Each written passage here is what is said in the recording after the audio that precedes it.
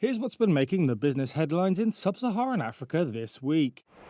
Impala Platinum on Thursday reported headline earnings for the year to June 30th were down 87% as the industry struggles with a price slump.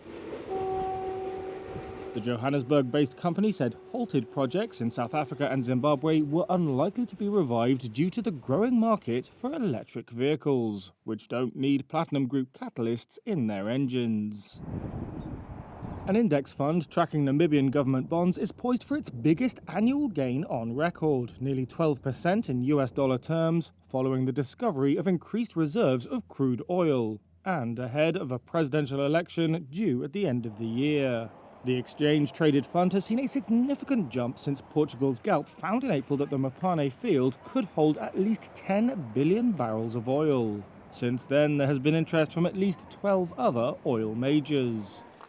Africa's top gold producer, Ghana, will, in November, commission its first large-scale greenfield mine in more than a decade, the head of its mining sector regulator has said. The Cardinal Namdini mine will be followed by another so-called monster mine in mid-2025, Martin Aisi said, in a country that has seen a gold exploration slump over the past decade. South Africa's state logistics group Transet on Friday agreed a 5 billion rand, or over $283 million loan from the new development bank set up by the BRICS group of emerging economies. Transnet is saddled with about 130 billion rand in debt and has struggled to provide adequate freight rail and port services after years of underinvestment.